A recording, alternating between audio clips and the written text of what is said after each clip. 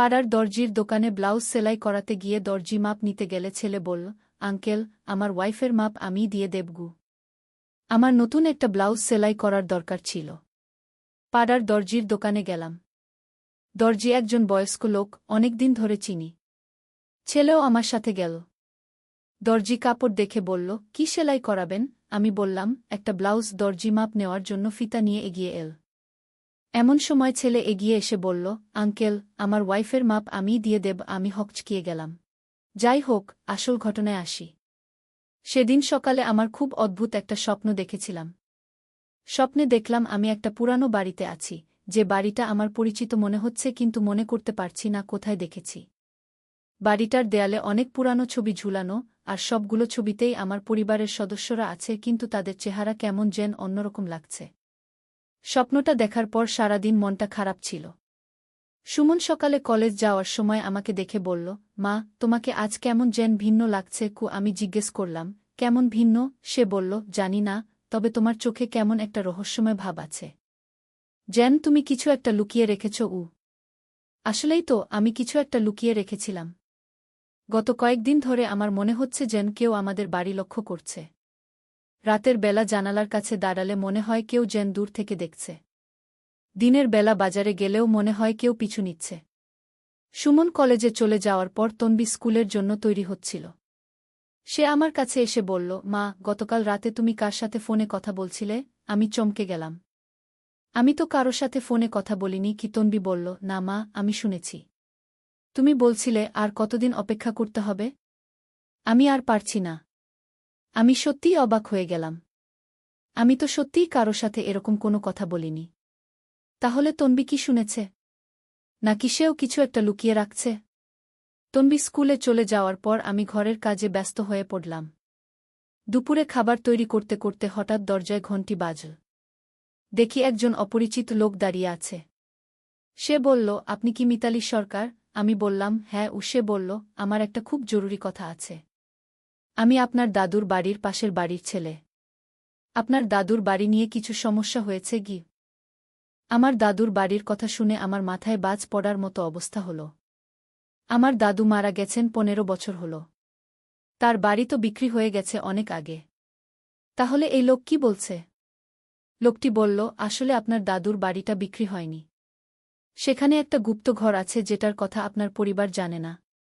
সেই ঘরে কিছু গুরুত্বপূর্ণ জিনিস আছে যেগুলো আপনার দাদু আপনার জন্য রেখে গেছেন। আমি তখন আরও বিচলিত হয়ে পড়লাম। দাদু আমার জন্য কি রেখে গেছেন? আর এই লোকই বা কে? সে কেমন করে জানো যে আমার দাদুর বাড়িতে গোপন ঘর আছে? লোকটি আমাকে একটা পুরানো চাবি দিয়ে বলল, এই চাবি দিয়ে আপনি সেই ঘর খুলতে পারবেন। তবে একা যাবেন না।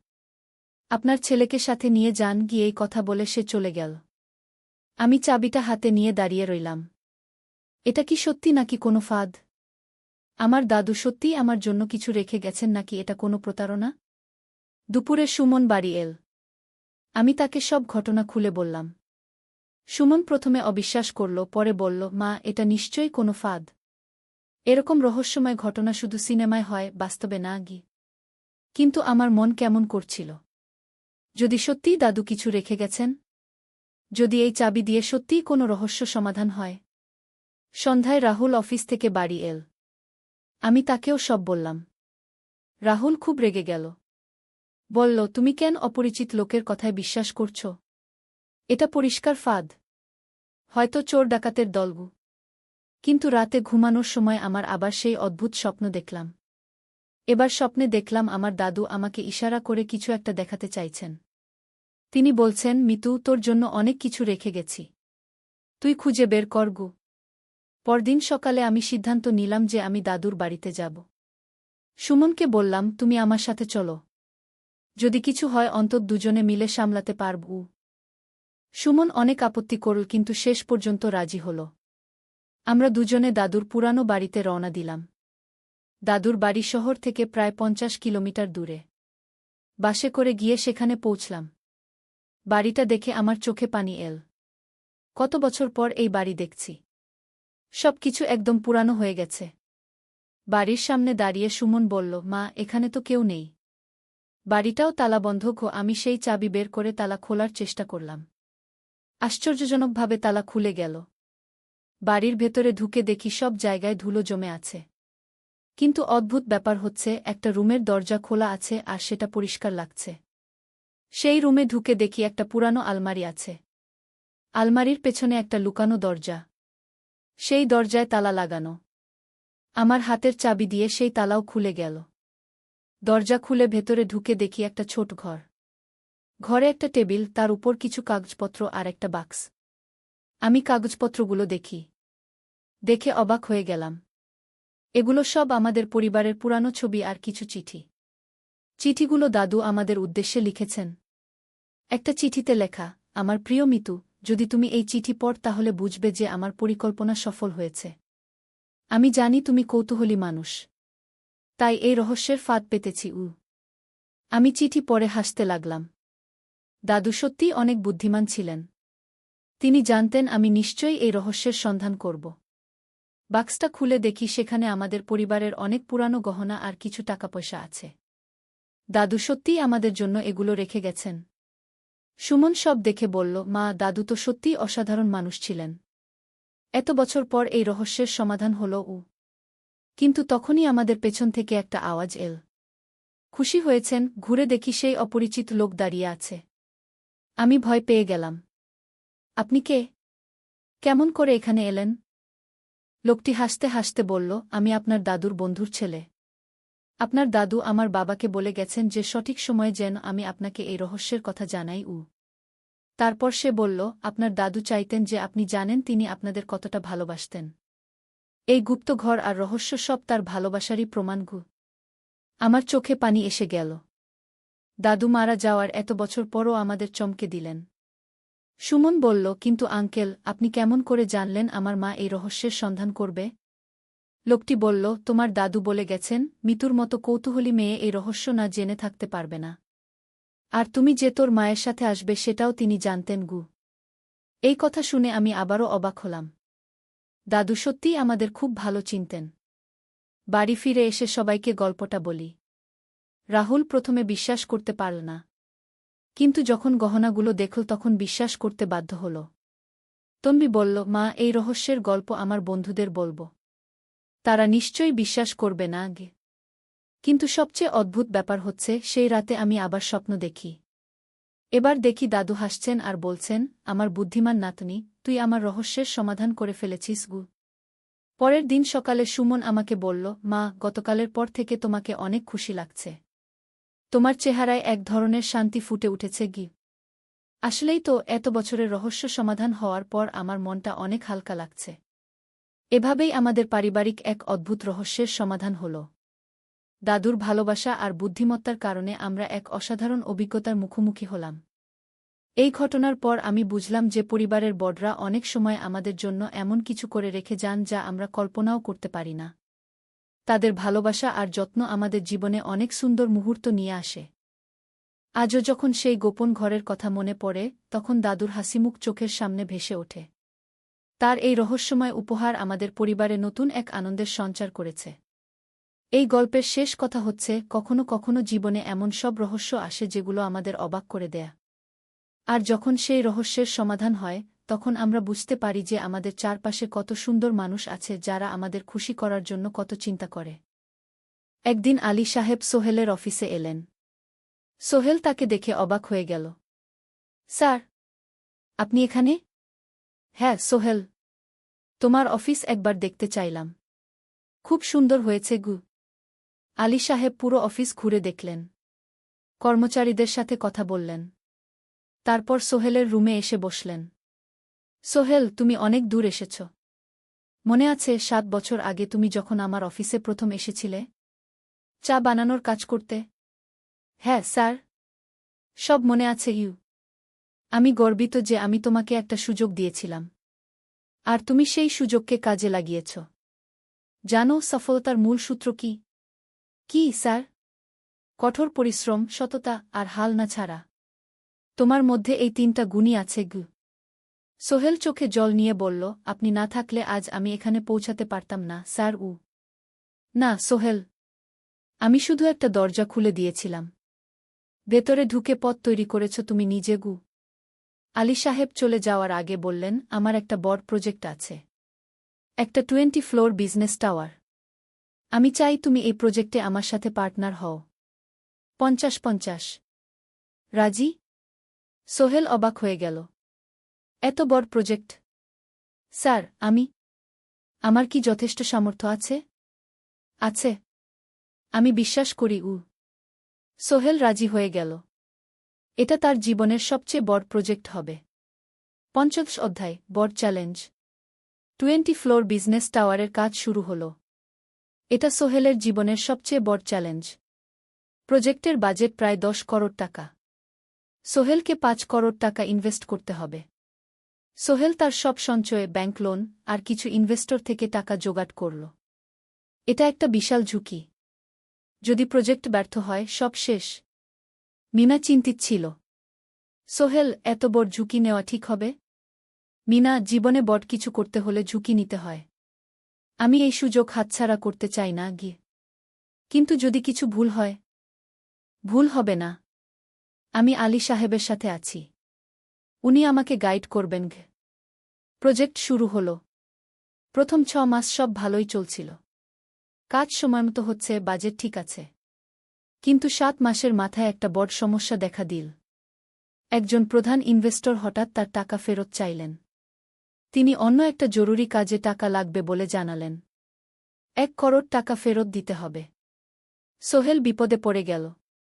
1 করোড় টাকা এখন কোথায় পাবে? প্রজেক্টে সব টাকা ঢেলে দিয়েছে।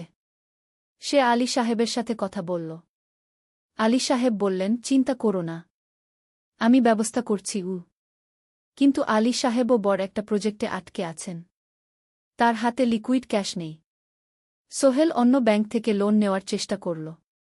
কিন্তু ব্যাংক বলল, ইতিমধ্যে তার অনেক লোন আছে, নতুন লোন দিতে পারবে না। সোহেল রাতে ঘুমাতে পারছিল না। খাওয়া দাওয়া বন্ধ করে দিয়েছিল। মিনা তাকে দেখে খুব চিন্তিত হয়ে গেল। সোহেল, প্লিজ নিজেকে এভাবে শেষ করে ফেলো না। কোনো একটা রাস্তা বের হবেই। কিন্তু সোহেল কোনো রাস্তা দেখতে পাচ্ছিল না। ইনভেস্টর 15 দিন সময় দিয়েছে। 15 দিনের মধ্যে টাকা ফেরত না দিলে তিনি আইনি ব্যবস্থা নেবেন। 10 দিন কেটে গেল। সোহেল কোনো সমাধান খুঁজে পেল না। সে প্রায় হাল ছেড়ে দিয়েছিল। 11 দিনের দিন একটা অপ্রত্যাশিত ঘটনা ঘটল। জাহিদ ভাই, সোহেলের পুরনো সহকর্মী, তার অফিসে এলেন। জাহিদ ভাই এখন একটা রিয়েল এস্টেট কোম্পানিতে সিনিয়র ম্যানেজার। সোহেল, আমি তোমার সমস্যার কথা শুনেছি। হ্যাঁ ভাই, আমি বিপদে পড়েছি। আমি তোমাকে সাহায্য করতে চাই। আমার কিছু সঞ্চয় আছে, 5 লাখ টাকা। তুমি নাও। সোহেল চোখে জল নিয়ে বলল, ভাই, আমি কিছু বলার দরকার নেই। তুমি আমাকে অনেক কিছু শিখিয়েছ। তোমার কাছ থেকে পরিশ্রম আর সততা শিখেছি। এখন আমার পালা তোমাকে সাহায্য করার। জাহিদ ভাই চলে যাওয়ার পর আরও 2 জন এলো। একজন সোহেলের পুরনো ক্লায়েন্ট, আরেকজন তার কর্মচারী। 2 জন মিলে আরও 8 লাখ টাকা দিল। করিম মামা 20 লাখ টাকা ব্যবস্থা করলেন। তার কিছু বন্ধুদের কাছ থেকে ধার করে। মিনা তার সব গয়না বিক্রি করে 10 লাখ টাকা দিল। সবাই মিলে প্রায় 45 লাখ টাকা জোগাড় হল। বাকি 65 লাখ টাকা সোহেল তার অফিসের সব অ্যাসেট বিক্রি করে আর একটা প্রাইভেট ফিন্যান্স কোম্পানি থেকে উচ্চ সুদে লোন নিয়ে ব্যবস্থা করল। ঠিক 14 দিনের দিন সোহেল ইনভেস্টরকে 1 করোড় টাকা ফেরত দিল। ইনভেস্টর টাকা নিয়ে চলে গেলেন। সোহেল তার অফিসে ফিরে এসে চেয়ারে বসে কাঁদল। এত চাপ, এত টেনশন, সব যেন একসাথে বের হয়ে এলো। মিনা এসে তাকে জড়িয়ে ধরল। আমরা পেরেছি সোহেল, আমরা পেরেছি। 16 অধ্যায়, পুনরুদ্ধার। এই ঘটনার পর সোহেল আরও সাবধান হয়ে গেল। সে বুঝল, ব্যবসায় শুধু সাহস নয়, বুদ্ধিও লাগে। ঝুঁকি নিতে হয়, কিন্তু হিসাব করে। প্রজেক্ট চলতে থাকল। এবার সোহেল আরও সতর্কতার সাথে সবকিছু পরিচালনা করল। প্রতিটা খরচ হিসাব করল, প্রতিটা সিদ্ধান্ত ভেবেচিন্তে নিল। আরও 1 বছর পর 20 ফ্লোর বিজনেস টাওয়ার সম্পন্ন হল। চমৎকার বিল্ডিং, শহরের অন্যতম সুন্দর ভবন। বিল্ডিংয়ের উদ্বোধন অনুষ্ঠানে শহরের মেয়র এলেন। অনেক ব্যবসায়ী, সাংবাদিক এল। সোহেলের নাম পত্রিকায় ছাপা হল। স্বপ্নের শহরে এক তরুণ উদ্যোক্তার সফলতার গল্প। প্রজেক্ট থেকে সোহেলের লাভ হল প্রায় 2 করোড় টাকা। এই টাকা দিয়ে সে সব ঋণ শোধ করল। জাহিদ ভাইয়ের টাকা ফেরত দিল। করিম মামার ঋণ শোধ করল। যারা সাহায্য করেছিল সবাইকে টাকা ফেরত দিল। মিনার জন্য নতুন গয়না কিনা আরও সুন্দর। তার মাকে গ্রামে একটা নতুন পাকা বাড়ি বানিয়ে দিল। মা কাঁদতে কাঁদতে বললেন, তোর বাবা বেঁচে থাকলে কত খুশি হতো। তুই আমার সব স্বপ্ন পূরণ করেছিস গে। সোহেল নিজেদের জন্য একটা ফ্ল্যাট কিনা 4 রুমের ফ্ল্যাট, সমুদ্রের কাছে। এখন আর ভাড়া বাড়িতে থাকতে হয় না। সপ্তদশ অধ্যায়, প্রতিদান। সোহেল এখন একজন প্রতিষ্ঠিত উদ্যোক্তা। কিন্তু সে তার শেখ ভোলেনি। যে গ্রাম থেকে সে এসেছে, যারা তাকে সাহায্য করেছে, কাউকেই ভোলেনি। সে তার গ্রামে একটা স্কুল বানিয়ে দিল। সোহেল ফাউন্ডেশন স্কুলকে গরিব ছেলেমেয়েরা ফ্রিতে পড়তে পারবে। ভালো শিক্ষক নিযোগ দিল। ভালো পড়াশোনার ব্যবস্থা করল। শহরে একটা ফ্রি মেডিকেল ক্লিনিক খুলল। গরিব মানুষরা ফ্রিতে চিকিৎসা পাবে। প্রতি বছর 10 জন মেধাবী কিন্তু গরিব ছাত্রছাত্রীকে স্কলারশিপ দেওয়া শুরু করল। তারা বিনামূল্যে পড়াশোনা করতে পারবে। একদিন একটা টিভি চ্যানেল সোহেলের ইন্টারভিউ নিতে এলো। আপনার সফলতার গোপন সূত্র কি? সোহেল একটু ভেবে বলল, কঠোর পরিশ্রম, সততা আর হাল না ছাড়া। এই 3টা জিনিস যদি কারো মধ্যে থাকে, সে যে কোনো কিছু অর্জন করতে পারে। আর সবচেয়ে বড় কথা, যারা আমাকে সাহায্য করেছে তাদের ছাড়া আমি কিছুই না। একা কেউ সফল হতে পারে না গি। আপনার পরবর্তী স্বপ্ন কি? আমি চাই আরও মানুষকে সাহায্য করতে। আমার মতো যারা গ্রাম থেকে শহরে আসে তাদের জন্য একটা ট্রেনিং সেন্টার খুলব। তারা সেখানে বিভিন্ন স্কিল শিখতে পারবে, চাকরি পাবে, নিজের পায়ে দাঁড়াতে পারবে। অষ্টাদশ অধ্যায়, নতুন প্রজন্ম। আরও 5 বছর কেটে গেল। সোহেল এখন 45 বছরের। তার মেয়ে সারা এখন 9 বছরের। স্কুলে ক্লাস 4-এ পড়ে। খুব মেধাবী মেয়ে। একদিন সারা বাবাকে জিজ্ঞেস করল, বাবা, তুমি কিভাবে এত বড় হলে? আমার বন্ধুরা বলে তুমি একজন সফল মানুষ গো। সোহেল তাকে কোলে নিয়ে বসল। বাবা, তুমি জানো তোমার দাদু ছিলেন একজন স্কুল শিক্ষক। খুব সৎ মানুষ। কিন্তু আমরা গরিব ছিলাম। আমি রিকশা চালাতাম গো। রিকশা? সত্যি? হ্যাঁ। তারপর আমি এই শহরে এলাম। অনেক কষ্ট করেছি। কিন্তু হাল ছাড়িনি। মানুষ আমাকে সাহায্য করেছে। আর আমি কঠোর পরিশ্রম করেছি। বাবা, আমিও কি তোমার মতো হতে পারব? অবশ্যই পারবে বাবা। তবে মনে রেখো, সফলতা মানে শুধু টাকা পয়সা না। সফলতা মানে ভালো মানুষ হওয়া, অন্যদের সাহায্য করা, সৎ থাকা। সারা মাথা নাডল। আমি ভালো মানুষ হব বাবাগু। সোহেল তার মেয়েকে জড়িয়ে ধরল। মনে মনে ভাবল, তার জীবনের সব কষ্ট সার্থক হয়েছে। মিনা রান্নাঘর থেকে ডাকল, খাবার তৈরি। এসো। সোহেল সারাকে নিয়ে ডাইনিং টেবিলে গেল। ঋতু এসেছে। সে এখন বিয়ে করেছে, তার একটা ছেলে হয়েছে। সোহেলের মা মাঝে মাঝে চট্টগ্রামে বেড়াতে আসেন। আজও এসেছেন। সবাই মিলে খেতে বসল। হাসিগল্পে ভরা পরিবার। সোহেল তাকাল তার মায়ের দিকে, মিনার দিকে, সারার দিকে, ঋতুর দিকে। মনে হল, জীবনে আর কি চাই? খাওয়া শেষে সবাই বসে রইল। গল্প করছিল। হঠাৎ সোহেলের ফোন বাজল। অফিস থেকে। একটা জরুরি বিষয়। সোহেল ফোন রেখে দিয়ে মিনাকে বলল, একটা নতুন প্রজেক্টের প্রস্তাব এসেছে। একটা এতিমখানা বানানোর কাজ। সরকারি প্রজেক্ট। তুমি নেবে? অবশ্যই। এটা আমার স্বপ্নের প্রজেক্ট। যেসব বাচ্চাদের বাবা মা নেই তাদের জন্য একটা সুন্দর জায়গা। মিনা হাসল। তুমি কখনো বদলাও না। এখনো অন্যদের কথা ভাবো। এটাই তো জীবন মিনা। শুধু নিজের জন্য বাঁচলে কি হবে? 49 অধ্যায়, উত্তরাধিকার। 10 বছর আরও কেটে গেল। সোহেল এখন 55 বছরের। তার চুলে পাক ধরেছে। কিন্তু শক্তি এখনও আগের মতোই। সারা এখন 19 বছরের। সে বিশ্ববিদ্যালয়ে ইঞ্জিনিয়ারিং পড়ছে। সে চায় বাবার মতো কনস্ট্রাকশন ইন্ডাস্ট্রিতে কাজ করতে। একদিন সারা বাবাকে বলল, বাবা, আমি তোমার কোম্পানিতে কাজ করতে চাই। এখনও তো তোর পড়াশোনা বাকি। জানি। কিন্তু আমি এখন থেকেই শিখতে চাই। ছুটির দিনে তোমার সাথে সাইটে যেতে চাই। দেখতে চাই কিভাবে কাজ হয়। সোহেল খুশি হয়ে গেল। তার মেয়ে তার পথ অনুসরণ করতে চায়। ঠিক আছে, কিন্তু শর্ত হল তোকে সবকিছু নিজ থেকে শিখতে হবে। কোনো স্পেশাল ট্রিটমেন্ট পাবি না গে। আমি তো তাই চাই বাবাগু। সারা তার বাবার সাথে কাজ শিখতে শুরু করল। সে দেখল কিভাবে শ্রমিকরা কাজ করে, কিভাবে ম্যাটেরিয়াল বাছাই করতে হয়, কিভাবে একটা প্রজেক্ট ম্যানেজ করতে হয়। সোহেল তাকে কোনো সহজ পথ দিল না। সারাকেও সবার মতো কষ্ট করতে হল। সাইটে রোদে দাঁড়িয়ে থাকতে হল। শ্রমিকদের সাথে কথা বলতে হল। কিন্তু সারা হাল ছাড়ল না। সে তার বাবার মেয়ে। পরিশ্রম করতে জানে। 3 বছর পর সারা গ্রাজুয়েট হল। সে সোহেলের কোম্পানিতে জুনিয়র প্রজেক্ট ম্যানেজার হিসেবে যোগ দিল। সোহেল ধীরে ধীরে সারাকে বড় দায়িত্ব দিতে শুরু করল।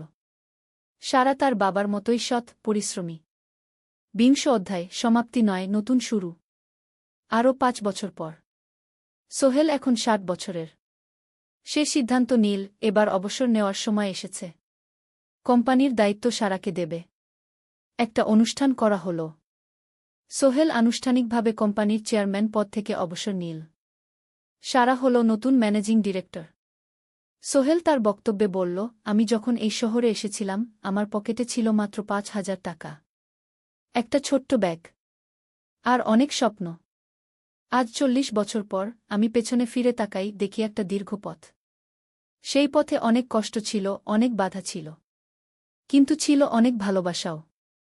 অনেক মানুষের সাহায্যও। আমি বিশ্বাস করি সফলতা একা আসে না। এটা আসে অনেক মানুষের সমর্থন, ভালোবাসা আর বিশ্বাস নিয়ে। আমি যা কিছু অর্জন করেছি তা আমার একার না। এটা আমার পরিবারের, আমার কর্মচারীদের, আমার বন্ধুদের, সবার। আজ আমি আমার মেয়ে সারার হাতে এই দায়িত্ব তুলে দিচ্ছি। আমি জানি সে আমার চেয়ে ভালো করবে। কারণ সে শিখেছে আমার ভুল থেকে, আমার অভিজ্ঞতা থেকে। অনুষ্ঠান শেষ হল। সবাই চলে গেল। সোহেল আর মিনা অফিসে একা দাঁড়িয়ে রইল। মিনা, মনে আছে আমরা প্রথম কখন দেখা হয়েছিলাম? হ্যাঁ, তোমার সেই ছোট্ট মুদি দোকানে। তুমি বিস্কুট কিনতে এসেছিলে। কে ভেবেছিল সেই দিন থেকে আমাদের এই পর্যস্বপ্নের শহর। প্রথম অধ্যায়, যাত্রা শুরু। সকাল 7টা বেজে গেছে। ঢাকার কমলাপুর রেলস্টেশনে মানুষের ভিড়। চারদিকে চা বিস্কুট বিক্রেতাদের চিৎকার, ট্রেনের হর্ন আর যাত্রীদের কোলাহল। এই বিশাল ভিড়ের মধ্যে একটা ছোট্ট ব্যাগ হাতে দাঁড়িয়ে আছে সোহেল। বয়স মাত্র 22। গায়ের রং শ্যামলা, চোখে স্বপ্নের ঝিলিক। ভাইজা, চট্টগ্রামের টিকিট আছে? সোহেল টিকিট কাউন্টারের সামনে দাঁড়িয়ে জিজ্ঞেস করল। আছে। 3 টাকা। কাউন্টারের লোকটা উত্তর দিল। সোহেল তার পকেট থেকে টাকা বের করল। মোট 5,000 টাকা। এই টাকা সে জমিয়েছে গত 3 বছরে রিকশা চালিয়ে। তার স্বপ্ন ছিল চট্টগ্রাম গিয়ে একটা ভালো চাকরি পাওয়া। গ্রামে আর থাকতে চায় না সে। বাবা মারা গেছেন 10 বছর আগে। মা আর ছোট বোন ঋতুকে নিয়ে সংসার চালাচ্ছিল রিকশা চালিয়ে। কিন্তু এভাবে তো আর সারা জীবন চলবে না। টিকিট কেটে সোহেল প্ল্যাটফর্মে এল। ট্রেন ছাড়বে আর মাত্র 15 মিনিট পরে। সে একটা বেঞ্চে বসে পড়ল। ব্যাগটা বুকের কাছে চেপে ধরল। এই ব্যাগে আছে তার সব সম্পদ, কিছু কাপড়, একটা ছোট্ট ফটো ফ্রেমে বাবা মায়ের ছবি, আর কিছু টাকা। কোথায় যাচ্ছেন? পাশে বসা একজন বয়স্ক মানুষ জিজ্ঞেস করলেন। চট্টগ্রাম কাকা। চাকরি খুঁজতে যাচ্ছি। কে? সোহেল বিনয়ের সাথে উত্তর দিল। ভালো। তবে শহরে সাবধানে থাকবেন। শহর মানে অনেক সুযোগ, কিন্তু অনেক ফাঁদও আছে। বয়স্ক লোকটা বললেন। সোহেল মাথা নাড়ল। সে জানে শহরের জীবন সহজ না। কিন্তু তার কোনো বিকল্প নেই। গ্রামে রিকশা চালিয়ে মাসে 3,500 টাকা আয় হতো। তার মধ্যে সংসার চালাতে হতো, বোনের স্কুলের খরচ দিতে হতো, মায়ের ওষুধের খরচ দিতে হতো। কিছুই বাঁচত না। আর এই জীবন থেকে বেরোনোর একটাই পথ, শহরে গিয়ে ভালো কাজ খুঁজে নেওয়া। সোহেল মনে মনে ভাবল তার বাবার কথা। বাবা ছিলেন একজন স্কুল শিক্ষক। খুব সৎ মানুষ ছিলেন। সবসময় বলতেন, সোহেল, তুই লেখাপড়া শিখে বড় মানুষ হবি। আমাদের পরিবারে আর কেউ বড় চাকরি করেনি। তুই করবি। কিন্তু বাবা যখন মারা গেলেন তখন সোহেল মাত্র এসএসসি পরীক্ষা দিয়েছে। ফলাফল ভালো হয়েছিল, জিপিএ অর্ধচতু। কিন্তু বাবার মৃত্যুর পর আর পড়া হল না। পরিবারের দায়িত্ব নিতে হল। ট্রেন ছাড়ল। সোহেল জানালার পাশে বসে বাইরে তাকাল। ধানক্ষেত, নদী, ছোট ছোট গ্রাম, সব পেছনে ফেলে ট্রেন এগিয়ে চল। সোহেলের মনে হল সে যেন তার পুরনো জীবনটাকেও পেছনে ফেলে আসছে। ট্রেনে একজন হকার এসে চা বিক্রি করছিল। সোহেল একটা চা কিন। 10 টাকা। চা খেতে খেতে সে ভাবছিল চট্টগ্রাম পৌঁছে কি হবে। করিম মামা তাকে সাহায্য করবেন তো? চাকরি পাওয়া যাবে তো? করিম মামা আসলে সোহেলের খুব দূর সম্পর্কের মামা। সোহেলের দাদির বোনের ছেলে। অনেক বছর আগে গ্রাম ছেড়ে চট্টগ্রামে চলে গিয়েছিলেন। সেখানে একটা কনস্ট্রাকশন কোম্পানিতে কাজ করেন। বছরে একবার দুবার গ্রামে আসতেন। গত বছর যখন এসেছিলেন তখন সোহেলের মাকে বলেছিলেন সোহেলকে চট্টগ্রাম পাঠান। আমি একটা কাজের ব্যবস্থা করে দেব। সেই কথাতেই ভরসা করে সোহেল আজ এই যাত্রা। দ্বিতীয় অধ্যায়, নতুন শহর। চট্টগ্রাম পৌঁছাতে প্রায় 6 ঘণ্টা লেগে গেল। দুপুর 1টা বাজে। সোহেল স্টেশন থেকে বের হয়ে শহরের রাস্তায় দাঁড়াল। কি বিশাল শহর! এত গাড়ি, এত মানুষ। চারদিকে উঁচু উঁচু বিল্ডিং, দোকানপাট, মানুষের ভিড়। সোহেল কিছুক্ষণ দাঁড়িয়ে থাকল সব কিছু দেখতে দেখতে। তার মনে হচ্ছিল সে যেন অন্য কোনো পৃথিবীতে এসে পড়েছে। তার পকেটে একটা ছোট্ট কাগজ আছে। সেখানে লেখা একটা ঠিকানা, করিম মিয়া, বাড়ি নং 23, রোড নং 5, আগ্রাবাদ, চট্টগ্রামকে। সোহেল একটা রিকশা ডাকল। কত নেবেন আগ্রাবাদ যেতে? 50 টাকা গু। সোহেল রিকশায় উঠল। রাস্তার দুধারে দোকান, মার্কেট, অফিস, সব কিছু দেখতে দেখতে সে অবাক হয়ে গেল। এত বড় শহর, এত কিছু! গ্রামের সেই ছোট্ট বাজারের সাথে কোনো তুলনাই হয় না। প্রায় আধা ঘণ্টা পর রিকশা একটা পুরনো বাড়ির সামনে থামল। 3 তলা বাড়ি, কিন্তু রং উঠে গেছে। সিঁড়ি দিয়ে উঠে 3য় তলায় করিম মামার ফ্ল্যাটে নক করল। দরজা খুলল এক মধ্যবয়সী মহিলা। কে? আসসালামু আলাইকুম আপা। আমি সোহেল। নোয়াখালীর গ্রাম থেকে এসেছি। করিম মামা বাড়িতে আছেন? মহিলা তাকে মাথা থেকে পা পর্যন্ত দেখল। করিম তো অফিসে গেছে। তুমি কে? কোথা থেকে এসেছ? সোহেল সব খুলে বলল। মহিলা তাকে ভেতরে ঢুকতে দিল। বসো। করিম সন্ধ্যায় ফিরবে গু। ফ্ল্যাটটা ছোট। 2টো রুম, একটা ছোট্ট রান্নাঘর আর একটা বাথরুম। কিন্তু সোহেলের কাছে খুব সুন্দর লাগল। গ্রামের সেই টিনের ঘরের চেয়ে তো অনেক ভালো। মহিলা তার নাম জানাল সালমা। করিম মামার স্ত্রী। তাদের 2টো ছেলে, একজন ক্লাস 8-এ পড়ে, আরেকজন ক্লাস 5-এ। খেয়েছ? সালমা আপা জিজ্ঞেস করল। না আপা গু। অপেক্ষা করো। ভাত আছে, মাছ আছে। খাও। সোহেল প্রথমে রাজি হতে চাইল না। কিন্তু খুব খিদে পেয়েছিল। সকাল থেকে শুধু একটা চা আর বিস্কুট খেয়েছে। খাওয়া দাওয়ার পর সোহেল বসে রইল। সালমা আপা তাকে গল্প করতে লাগল। তোমার মা কেমন আছেন? তোমার বোন? ভালো আছে আপা। মার একটু গেটে বাত আছে। ওষুধ খাচ্ছেন। বোন স্কুলে পড়ে কু। তুমি কি করতে চাও এখানে? চাকরি খুঁজছি আপা। যে কোনো কাজ করব। বাসায় মা আর বোনকে টাকা পাঠাতে হবে। সালমা আপা মাথা নাড়ল। করিম তোমার জন্য কিছু একটা করবে। সে ভালো মানুষ গ। সারাদিন অপেক্ষা করু সোহেল। সন্ধ্যা 6টায় করিম মামা ফিরলেন। 50-এর কাছাকাছি বয়স, কালো রঙের প্যান্ট শার্ট পরা, হাতে একটা ব্যাগ। আরে সোহেল, কবে এলি? করিম মামা খুশি হয়ে বললেন। আজ সকালে মামা গু। করিম মামা তাকে জড়িয়ে ধরলেন। অনেকদিন পর দেখলাম। কেমন আছিস? ভালো আছি মামা গি। ভালো করেছিস এসে। এখানে অনেক সুযোগ আছে। তোর জন্য একটা কাজের ব্যবস্থা করে দেব। তবে প্রথমে কয়েকদিন এখানে থাক। শহরটা একটু চিনে নে। তারপর কাজে যোগ দিবি। সোহেলের মনে আসার আলো জ্বল। সে ভাবল হয়তো তার ভাগ্য এবার পাল্টাবে। 3য় অধ্যায়, প্রথম চাকরি। 1 সপ্তাহ পরে করিম মামা সোহেলকে তার কোম্পানিতে নিয়ে গেলেন। কোম্পানির নাম আলামিন কনস্ট্রাকশন। অফিসটা শহরের কেন্দ্রে, 5 তলা একটা বিল্ডিংয়ের দোতলায়। মালিক আলী সাহেব। 50-এর কাছাকাছি বয়স, মোটা চেহারা, চোখে সোনার ফ্রেমের চশমা। বড়লোক মানুষ, কিন্তু খুব কড়া। এই ছেলেটাকে কি কাজে লাগাবেন? আলী সাহেব করিম মামাকে জিজ্ঞেস করলেন। স্যার, ও আমার আত্মীয়। গ্রাম থেকে এসেছে। খুব পরিশ্রমী। যে কোনো কাজে লাগাতে পারেন উ। আলী সাহেব সোহেলের দিকে তাকালেন। তুমি কি পড়েছ? Sir, SSC pass. জিপিএ অর্ধচতু উ। হুম। ভালো। কম্পিউটার চালাতে পারো? না স্যার, পারি না। কিন্তু শিখতে চাই উ। আলী সাহেব একটু ভাবলেন। ঠিক আছে। তোমাকে অফিসের কাজে রাখব। ফাইল গুছানো, চা বানানো, কাগজপত্র নিয়ে যাওয়া, না এসব। মাসে 5,000 টাকা। রাজি আছো? জি স্যার। সোহেল খুশি হয়ে গেল। 5,000 টাকা। রিকশা চালিয়ে 3,500 পেত। এখানে 5,000। কাজ শুরু হলো পরদিন থেকে। সকাল 8টায় অফিসে যেতে হয়, ফিরতে হয় সন্ধ্যা 7টায়। প্রথম দিন সোহেল ঘুম থেকে উঠল ভোর 5টায়। তৈরি হয়ে 7:30টায় অফিসের উদ্দেশ্যে বের হল। করিম মামার বাড়ি থেকে অফিস প্রায় 5 কিলোমিটার। বাসে যেতে হয়।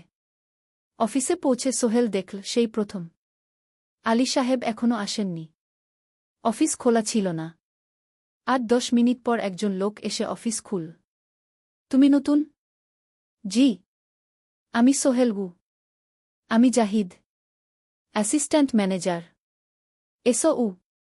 জাহিদ ভাই সোহেলকে সব কিছু দেখাল। অফিসে মোট 6 জন কর্মচারী। 2 জন ইঞ্জিনিয়ার, একজন অ্যাকাউন্ট্যান্ট, একজন অ্যাসিস্ট্যান্ট ম্যানেজার, জাহিদ ভাই, একজন রিসেপশনিস্ট, আর এখন সোহেল। সোহেলের কাজ শুরু হলো চা বানানো দিয়ে। তারপর অফিস পরিষ্কার করা, ফাইল গুছানো, কাগজপত্র এক জায়গা থেকে আরেক জায়গায় নিয়ে যাওয়া।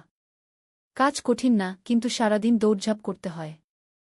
দুপুরে খাবারের জন্য আধা ঘন্টা বিরতি। সোহেল একটা ছোট হোটেলে গিয়ে ভাতরাল তরকারি খেল। 50 টাকা। সন্ধ্যায় অফিস বন্ধ হল। সোহেল ক্লান্ত হয়ে বাসায় ফিরল। কেমন লাগল প্রথম দিন? করিম মামা জিজ্ঞেস করলেন। ভালো মামা। অনেক কিছু শিখলাম ঘ। প্রথম মাসের শেষে সোহেল বেতন পেল 5,000 টাকা। সে 3,000 টাকা মাকে পাঠাল। মা ফোনে কাঁদতে লাগলেন। আল্লাহ তোকে ভালো রাখুক সোহেল উ।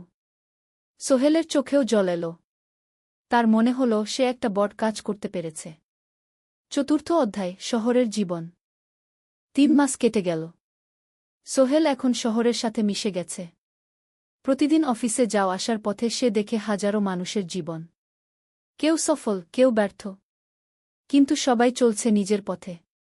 সোহেল অফিসের কাজের পাশাপাশি কম্পিউটার শেখার চেষ্টা করছে। অফিসে একটা কম্পিউটার আছে। যখন কেউ ব্যবহার করে না, তখন সোহেল একটু একটু শিখার চেষ্টা করে। জাহিদ ভাই তাকে সাহায্য করেন। সোহেল, তুমি যদি কম্পিউটার ভালোভাবে শিখতে পারো, তাহলে তোমার ভবিষ্যৎ উজ্জ্বল। জাহিদ ভাই একদিন বললেন। কিভাবে শিখব ভাই? ট্রেনিং সেন্টারে যাও। সন্ধ্যায় ক্লাস আছে। মাসে 2,000 টাকা লাগবে গে। সোহেল ভাবল। 2,000 টাকা অনেক। কিন্তু এটা বিনিয়োগ। ভবিষ্যতের জন্য। সে একটা ট্রেনিং সেন্টারে ভর্তি হল।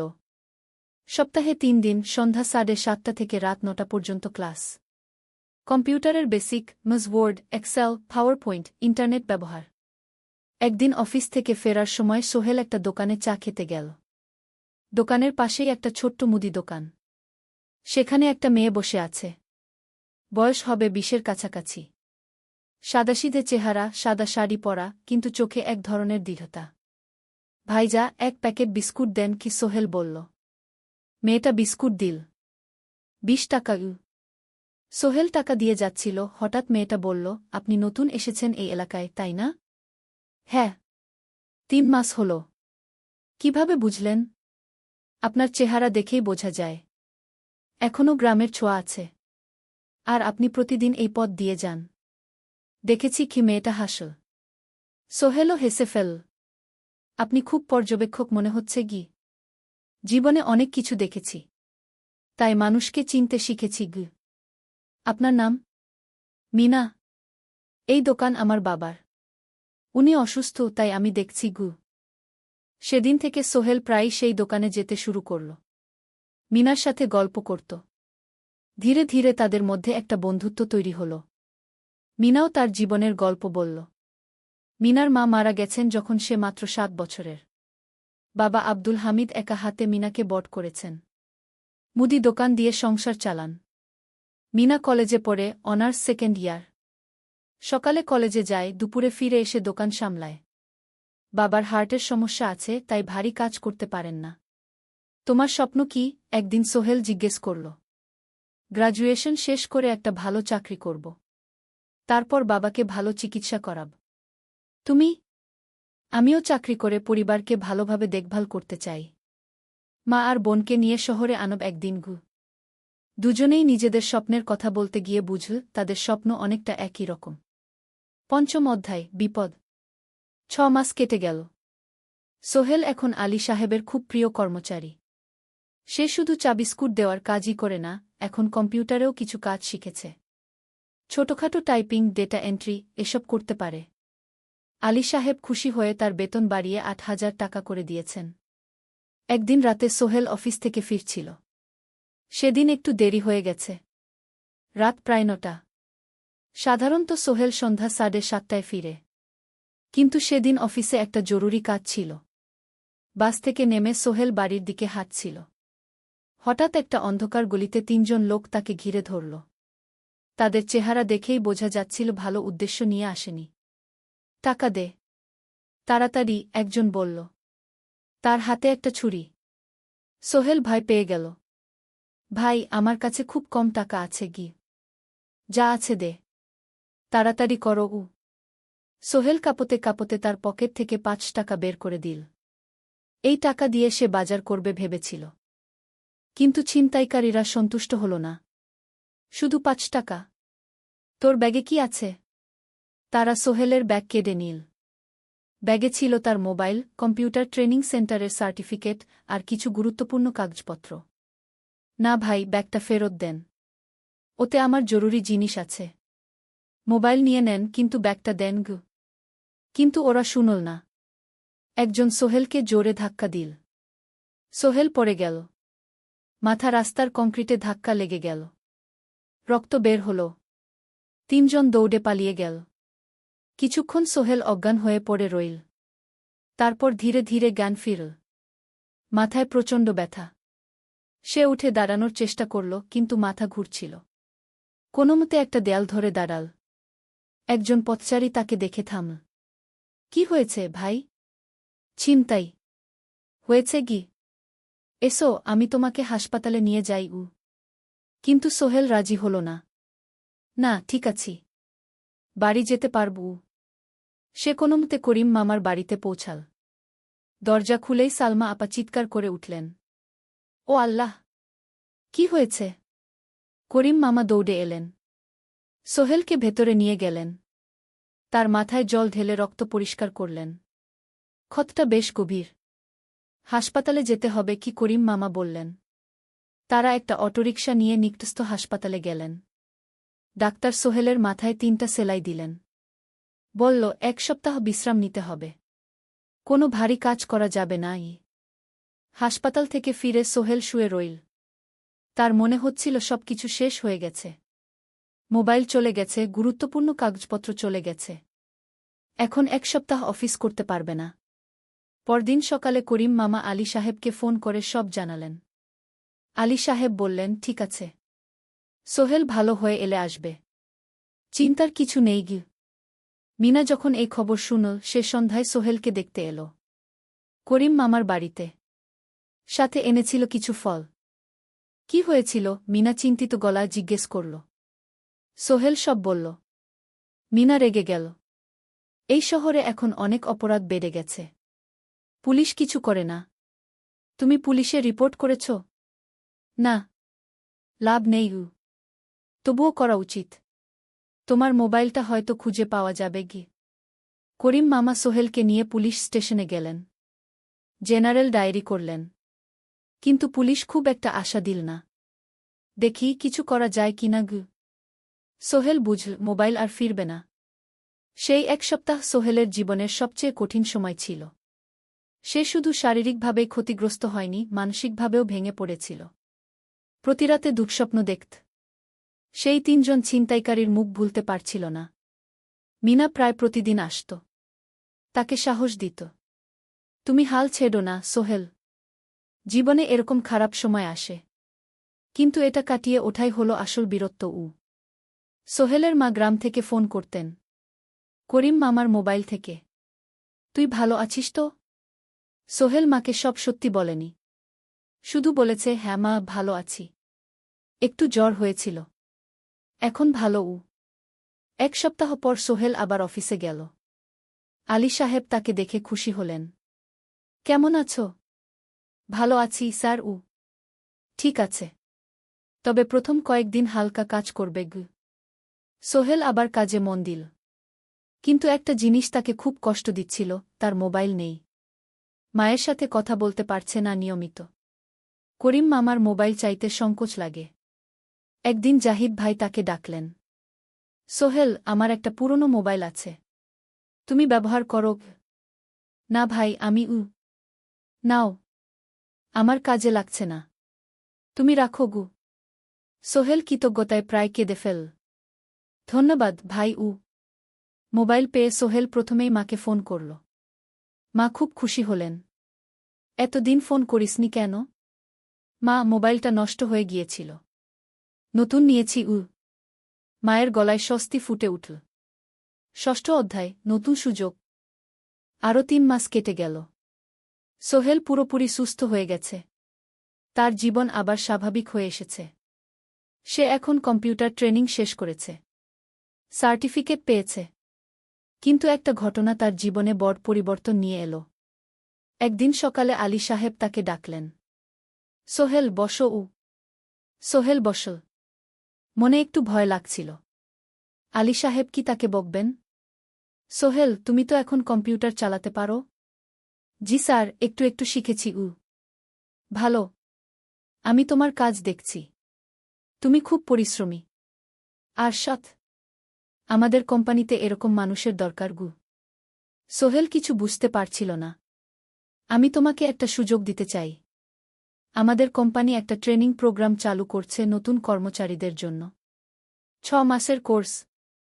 কম্পিউটার অ্যাকাউন্টিং, ভবন নির্মাণের হিসাব নিকাশ, প্রজেক্ট ম্যানেজমেন্ট সব শিখবে। কোম্পানি সব খরচ দেবে।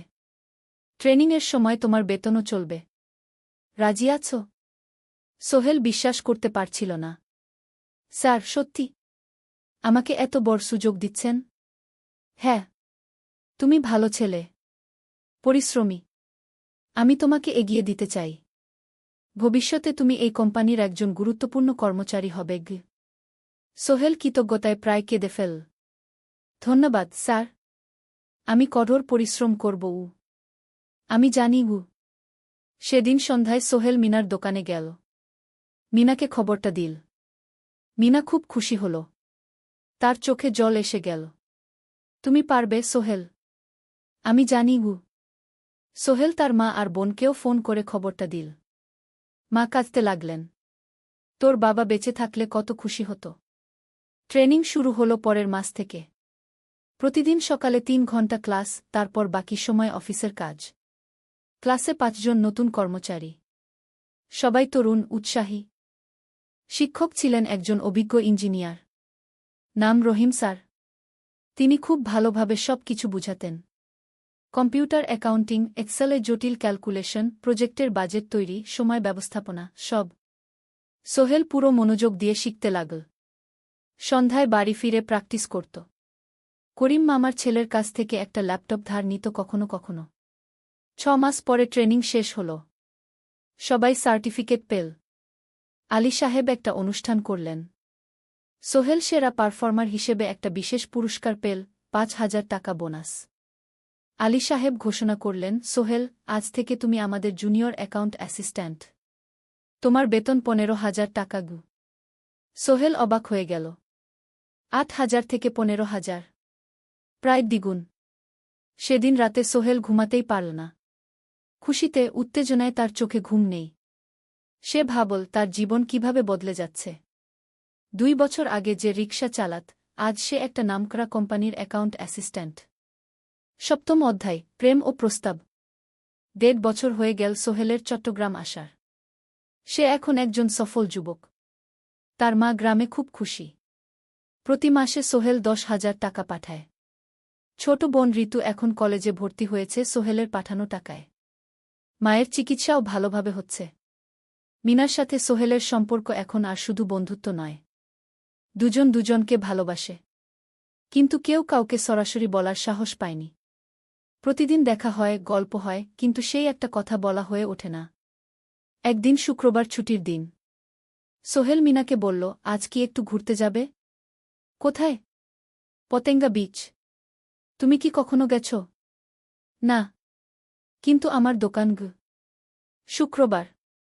তোমার বাবা সামলাবে গ। মিনা রাজি হয়ে গেল। দুপুরে দুজনে বাস নিয়ে পতেঙ্গা গেল। সমুদ্র দেখে মিনা অবাক হয়ে গেল। কি সুন্দর! দুজনে বালিতে বসল। ঢেউয়ের শব্দ শুনতে শুনতে গল্প করছিল। হঠাৎ সোহেল বলল, মিনা, তোমার সাথে কিছু বলার ছিল। বলো। সোহেল একটা লম্বা শ্বাস নিল। তুমি জানো, আমি তোমাকে ভালোবাসি। মিনা হাসল। তার চোখ ভিজে গেল। জানি। আমিও তোমাকে ভালোবাসি, সোহেল। সোহেল অবাক হয়ে গেল। সত্যি? হ্যাঁ। অনেকদিন ধরেই জানি। তুমি আমার জীবনে এসে সব কিছু বদলে দিয়েছ। তোমার সাথে থাকলে আমার মনে হয় আমি যে কোনো কিছু করতে পারব। দুজনে কিছুক্ষণ চুপ করে বসে রইল। সমুদ্রের ঢেউ এসে পায়ে লাগছিল। সূর্য পশ্চিমে ঢলে পড়ছে। আকাশ লালকুমলা হয়ে গেছে। কিন্তু আমার বাবার সাথে কথা বলতে হবে, কি মিনা বলল। আমি তৈরি। যখন বলবে তখন বলব। পরের সপ্তাহে সোহেল মিনার বাবার সাথে কথা বলল। আব্দুল হামিদ সাহেব প্রথমে একটু দ্বিধা করলেন। তুমি কোনো পরিবারের ছেলে? তোমার বাবা কি করতেন? সোহেল সব সত্যি বলল। তার বাবা ছিলেন স্কুল শিক্ষক। মারা গেছেন 10 বছর আগে। মা গ্রামে থাকেন। ছোট বোন কলেজে পড়ে। তুমি নিজে কি করো? আমি আলামিন কনস্ট্রাকশন কোম্পানিতে জুনিয়র অ্যাকাউন্ট অ্যাসিস্ট্যান্ট। মাসে 15,000 টাকা বেতন। আব্দুল হামিদ সাহেব ভাবলেন। তারপর বললেন, দেখো, মিনা আমার একমাত্র সন্তান। তার মা নেই। আমি একা তাকে বড় করেছি। আমি চাই মিনা একজন ভালো ছেলের সাথে বিয়ে হোক। তুমি দেখতে ভালো ছেলে মনে হচ্ছে। কিন্তু আমাকে তোমার মায়ের সাথে দেখা করতে হবে। তোমার পরিবারকে জানতে হবে। জি আঙ্কেল। আমি ব্যবস্থা করছি। সোহেল খুশিতে আটখানা। সে সেদিন রাতেই তার মাকে ফোন করল। মাকে সব বলল। মা প্রথমে অবাক হলেন। তারপর খুশি হলেন। মিনা মেয়েটা কেমন? খুব ভালো, মা। তুমি দেখলে পছন্দ করবে। ঠিক আছে। আমি আর ঋতু আসছি চট্টগ্রাম। 2 সপ্তাহ পর সোহেলের মা আর বোন চট্টগ্রাম এলো। সোহেল তাদের নিয়ে মিনার বাড়িতে গেল। 2 পরিবার একসাথে বসল। মিনার বাবা সোহেলের মাকে দেখে খুশি হলেন। সোহেলের মা সহজ সরল ভদ্রমহিলা। আপনার ছেলে খুব ভালো। মিনা তাকে পছন্দ করে। আমিও রাজি। আব্দুল হামিদ সাহেব বললেন। আমার সোহেল সৎ ছেলে। মিনাকে খুব ভালোবাসে। আমি জানি ও মিনাকে সুখে রাখবে। কি সোহেলের মা বললেন।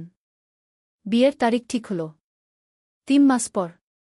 এই 3 মাসে সোহেল যথেষ্ট টাকা জমাবে। বিয়ে হবে সাদামাটা কিন্তু সুন্দর। 8ম অধ্যায়, নতুন পথ। 3 মাস কেটে গেল দ্রুত। সোহেল প্রতিদিন কঠোর পরিশ্রম করছিল। অফিসে তার কাজের প্রশংসা হচ্ছে। আলী সাহেব তাকে এখন ছোটখাটো প্রজেক্টের হিসাব দেখতে দিচ্ছেন। সোহেল তার সঞ্চিত টাকা দিয়ে বিয়ের আয়োজন করল। বিয়ে হল মিনার বাড়ির কাছের একটা কমিউনিটি সেন্টারে। খুব বেশি লোক আসেনি। 2 পরিবারের আত্মীয় স্বজন আর অফিসের কয়েকজন সহকর্মী।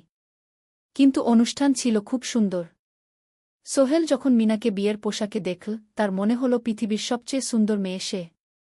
লাল শাড়ি পরা, মুখে হালকা মেকআপ, কিন্তু তার স্বাভাবিক সৌন্দর্য ছিল আসল। বিয়ের পর সোহেল একটা ছোট্ট ফ্ল্যাট ভাড়া নিল। 2 রুমের ফ্ল্যাট, মাসে ভাড়া 5,000 টাকা। মিনা এখনও তার পড়াশোনা চালিয়ে যাচ্ছে। আরও 1 বছর বাকি গ্র্যাজুয়েশন শেষ হতে।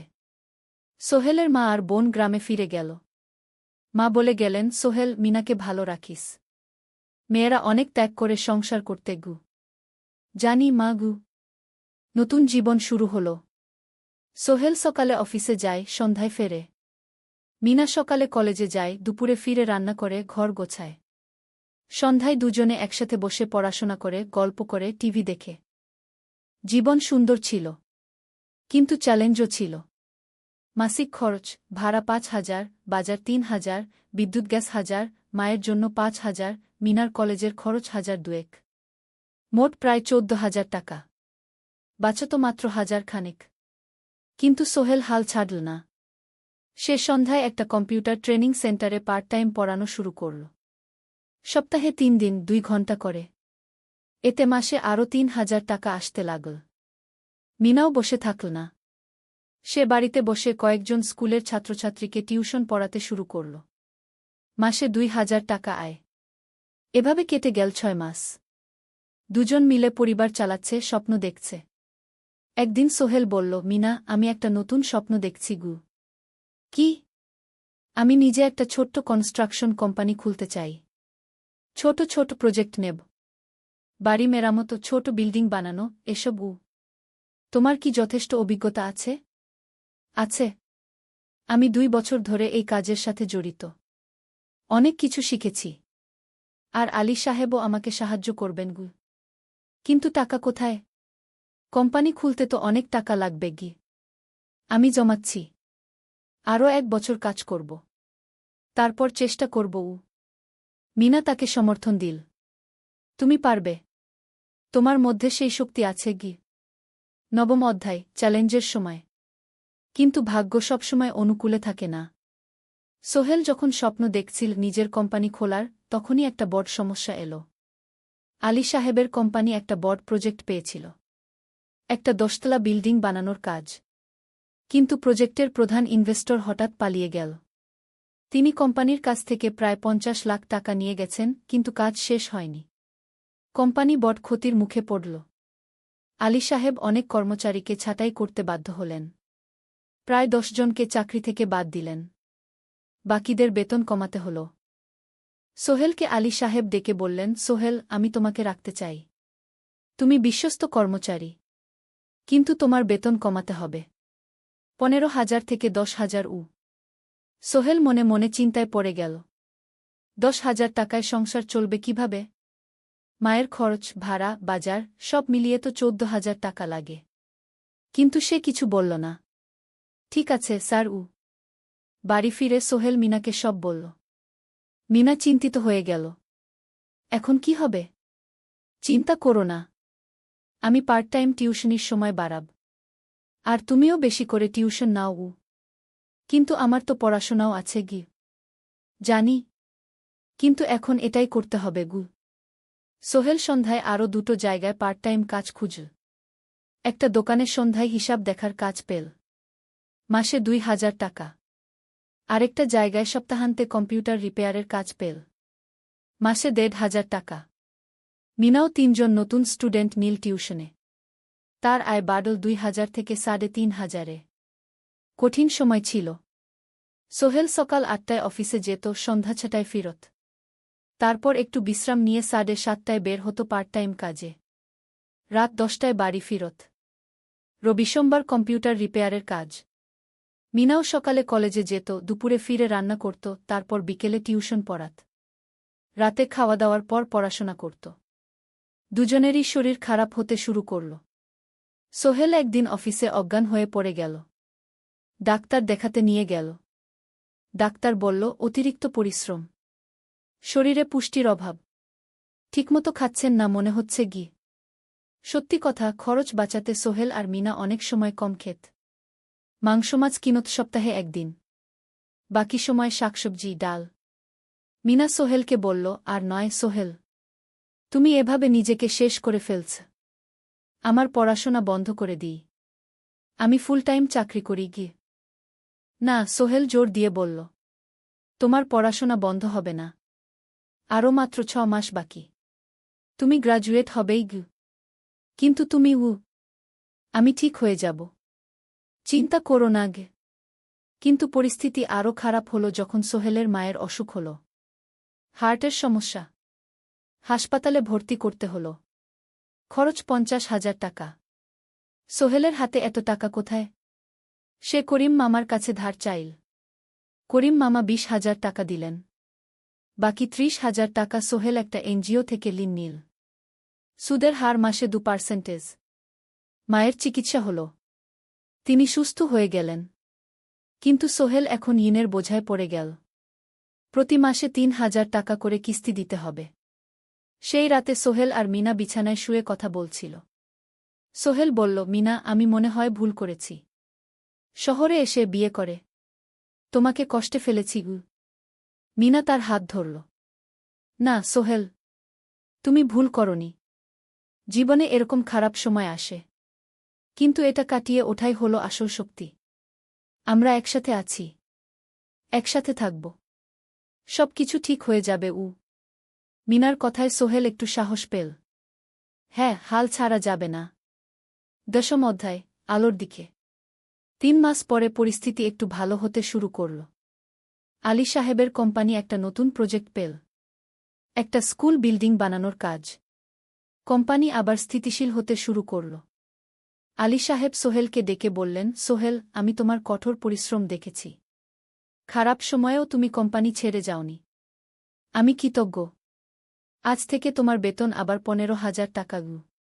সোহেল খুশি হয়ে গেল। ধন্যবাদ স্যার। মিনাও গ্র্যাজুয়েশন শেষ করল। ভালো ফলাফল করল। সে এখন চাকরি খুঁজছে। একদিন মিনা একটা প্রাইভেট স্কুলে শিক্ষিকার ইন্টারভিউ দিতে গেল।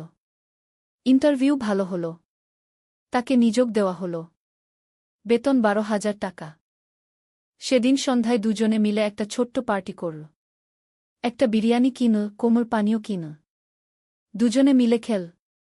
আমরা পেরেছি সোহেল, মিনা বলল। হ্যাঁ, আমরা পেরেছি গু। এখন দুজনের মিলিয়ে আয় 27,000 টাকা।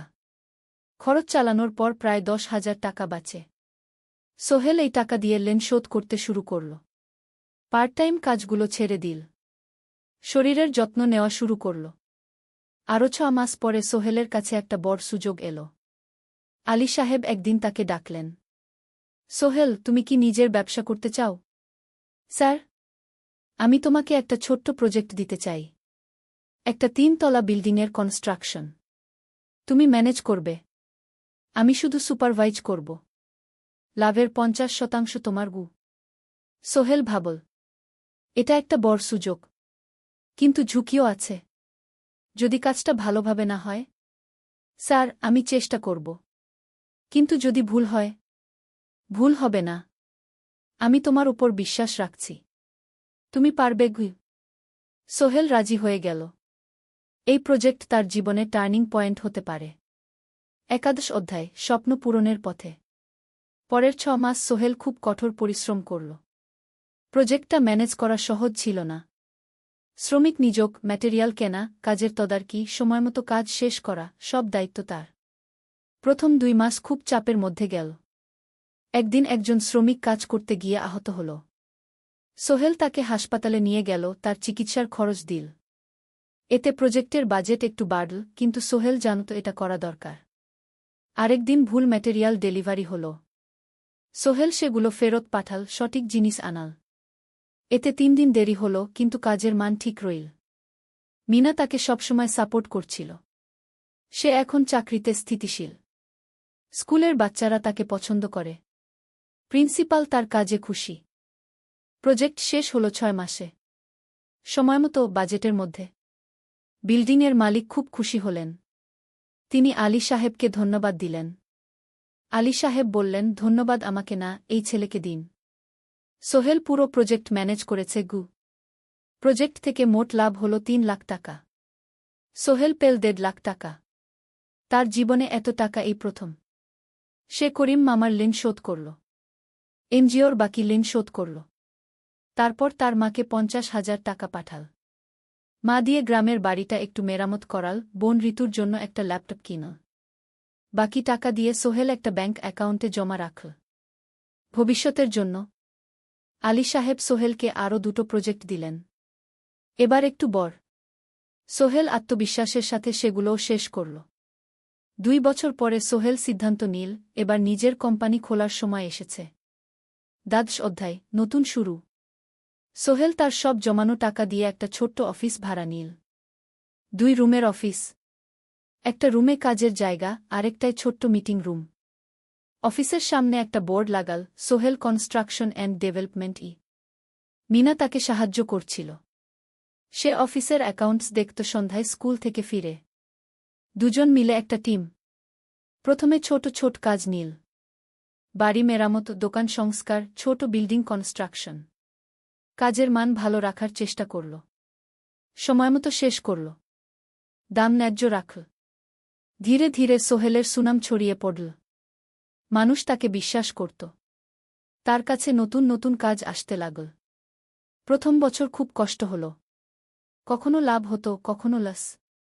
কিন্তু সোহেল থেমে থাকল না। সে শিখতে লাগল ব্যবসা কিভাবে চালাতে হয়। দ্বিতীয় বছরে পরিস্থিতি ভালো হল। সোহেল এখন 3 জন স্থায়ী কর্মচারী নিযোগ দিল। একজন ইঞ্জিনিয়ার, একজন সুপারভাইজার, একজন অফিস সহায়ক। তৃতীয় বছরে একটা বড় প্রজেক্ট পেল। একটা স্কুল বিল্ডিং বানানোর কাজ। 5 তলা বিল্ডিং। সোহেল পুরো মনোযোগ দিয়ে কাজটা করল। শ্রমিকদের ভালো বেতন দিল, ভালো ম্যাটেরিয়াল ব্যবহার করল, সময়মতো কাজ শেষ করল।